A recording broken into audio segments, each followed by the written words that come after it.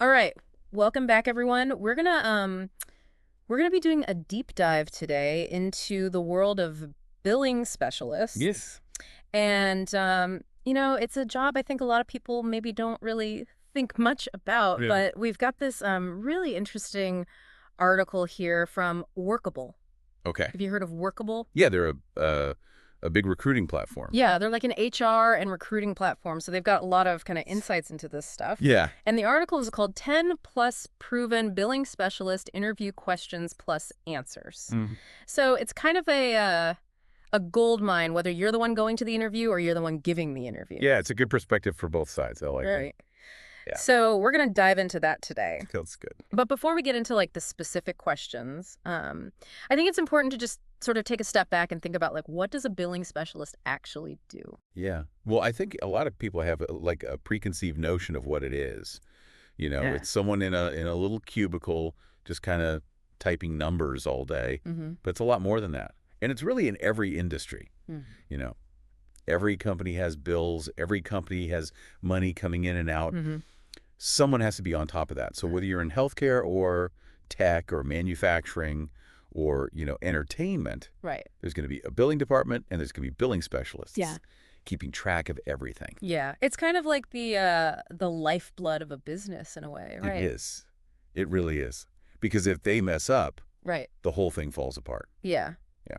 And this article kind of gets into it's not just like the nuts and bolts, it's like what makes a good billing specialist. Yeah. And I think that's what's interesting about these interview questions, right? Mm-hmm. Because they're trying to get it Right. not just can you do the job, but, do you have the right kind of personality and the right. Mm-hmm. Skill set to really excel at it. Okay. So let's break this down a bit. Sure. Like, what, in the most basic sense, what does a billing specialist do all day? Well, I mean, at the core, they're handling invoices. Okay. So they're creating them, they're sending them out, they're making sure all the numbers are right, they're Hmm. processing payments when they come in. And then they have to track down those accounts that aren't paying, Mm. that are overdue. And a lot of times, they're also the point person if a customer has a question about their bill. So there's also that customer service aspect. Ah, that's a good point. So Yeah, it's like you kind of need a mix of like you've got to be good with numbers, but you also have to be able to talk to people exactly. and maybe, sometimes soothe some ruffled feathers. Yeah, especially when you're making those payment collection calls. You're calling people who might be upset, maybe they're confused about their bill or they just don't want to pay. Right. It can be a real test of your diplomacy skills, for sure. So how important is attention to detail in this kind of a role? Oh, it's absolutely crucial. Think about it. If you make even a small mistake on an invoice, Hmm. you transpose a couple of digits, Oh, a right. client gets overcharged, that could damage trust. It Mhm. could lead to a whole bunch of, Mhm. corrections and refunds and apologies. It's a big headache for everyone. Yeah, and in some cases it could even, I mean, it could be like a legal thing for the company, right? Oh, absolutely. Yeah, you don't want to mess with those numbers. So companies are really looking for people that are like super meticulous, I guess. Yeah, they want someone who's organized. Right. They have a system. They double check their work. Hmm. It's not just about being good at math. It's about being meticulous and careful. Yeah, like a real stickler for detail. Exactly. All right. The article also talks about being good at financial software. Yeah. What kind of software are we talking about here?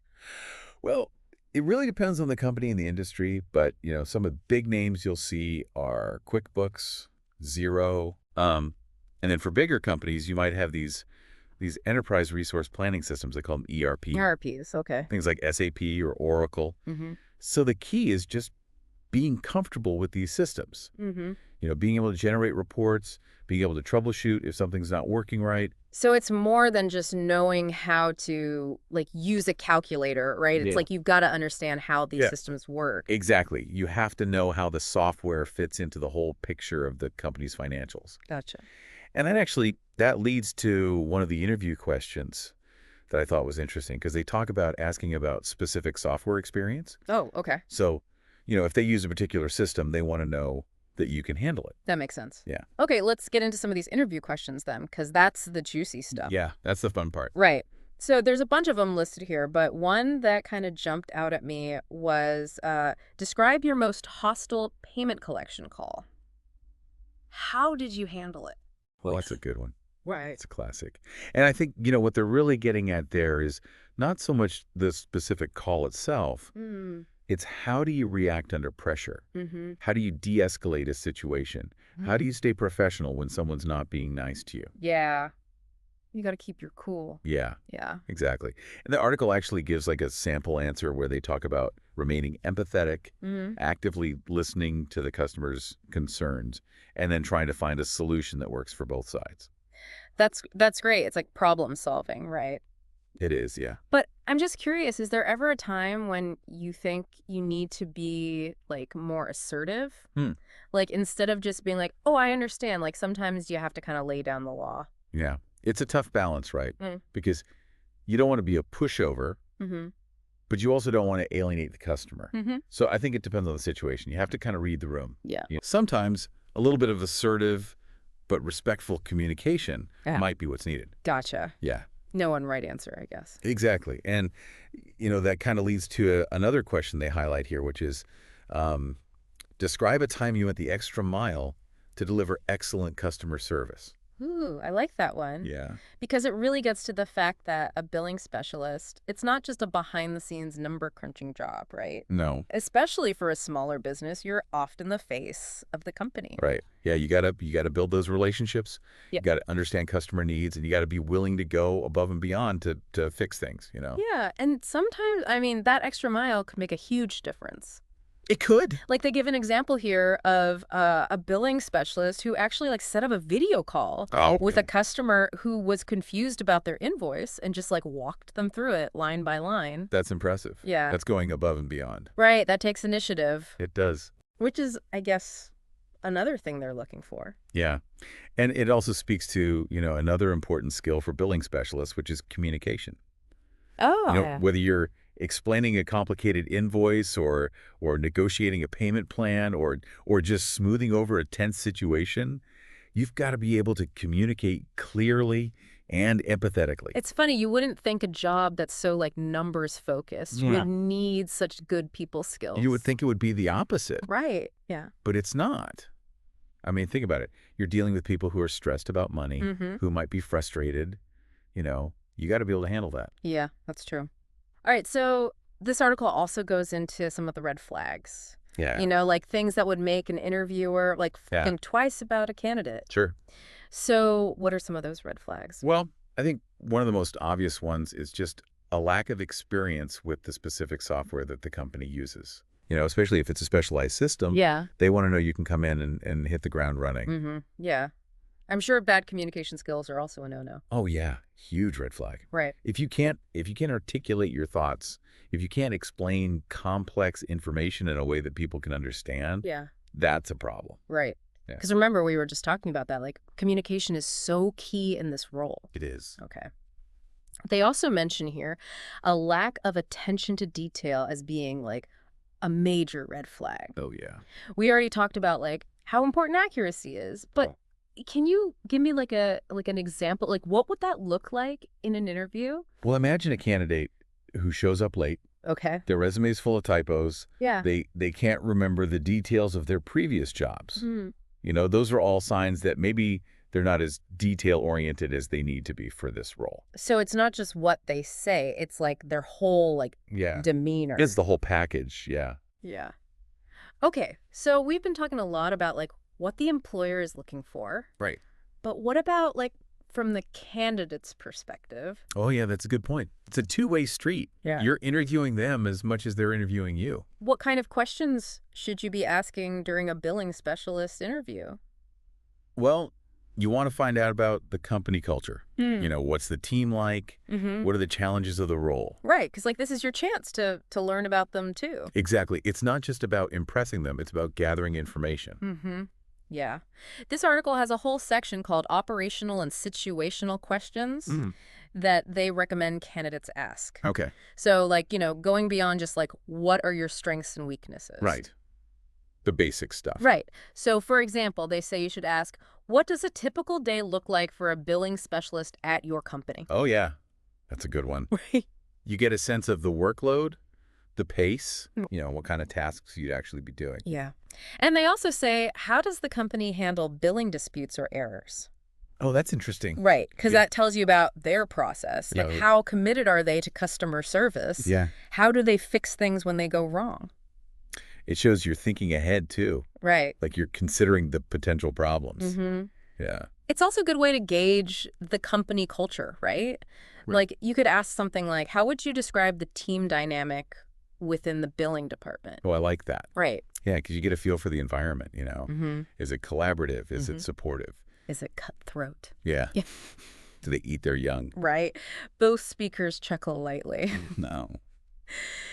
So it's really a reminder that an interview, it's not just you answering questions, Yeah. it's a conversation. It's a back and forth. Yeah. Yeah, You're both trying to figure out if this is a good fit. exactly. And sometimes, those less formal questions, the ones that are more conversational, Mm-hmm. they can actually reveal a lot more about a candidate than just, their technical skills. Right. You get to see their personality a little bit more. Yeah. Yeah. Their work ethic, Mm. how they think. Right. How they would fit into the company culture. Exactly. And as a candidate, remember, you have the power to direct the conversation too. Yeah. Don't be passive. Right. Take charge. Like, don't be afraid to ask about things that are important to you, like Right. work-life balance, Mm-hmm. professional development opportunities. Is this a company that values diversity and inclusion? Yeah. All the important stuff. All that good stuff. Yeah. It's about finding a role that fits your values. Exactly. And, that kind of brings us back to, I think, one of the big takeaways from this whole article, which is it's really about finding the right fit. Mm-hmm. It's not just about checking boxes on a resume. It's about finding someone whose skills and personality and values really align with the company. Yeah. And that goes both ways, right? Yeah. The employer is trying to find the right candidate, but the candidate's also trying to find the right employer. Right. So those questions that you ask in the interview Mm. are really important for you to figure out, is this a good place for me? Exactly. They have some really good examples of like insightful questions to ask. Mm-hmm. Like, what are some of the biggest challenges facing the billing department right now? Oh, yeah. Right. That's a good one. Because that tells you, like, what are their priorities? Mhm. What kind of problems am I going to be walking into? And it gives you a chance to show off your problem-solving skills. Right. You can talk about your experience, Yeah. how you might approach those issues. Mm-hmm. So it's not just about them learning about you, it's you learning about them. Exactly. All right. So I think we've covered a lot here today. Yeah, we have. We've gone from the very technical aspects of billing all the way to like the soft skills and the people skills. Mm. And I think what really stands out to me is this idea that billing specialists, they're kind of the unsung heroes. Yeah. They're behind the scenes, Mhm. making sure everything runs smoothly, Keeping the lights on. keeping the lights on, Yeah. literally. Right. And we've seen from this article, the interview process. Mhm. It's designed to really find those people who are not just qualified, but Yeah. who are the right fit. Who can really thrive in that environment. Right. Yeah. So whether you're thinking about a career in billing Mm. or you're just curious about like how this world works, Mm-hmm. hopefully this has given you some insights. I think so. It's always good to learn new things. It is. So until next time, keep those minds curious. Keep exploring. And, even those jobs that maybe seem kind of like routine or whatever, they actually have their own kind of challenges. Yeah, and rewards too. And I rewards, think. yeah. And I think for people who really like detail and they enjoy problem solving Mhm. and they're good with people, Right. this could be a good career. You could be a really good fit. Yeah. Yeah, definitely. So I guess that's about it for our deep dive today. I think so. Yeah. We covered a lot. We did. But there's always more to learn. Always. So we'll see you next time. See you, Annie.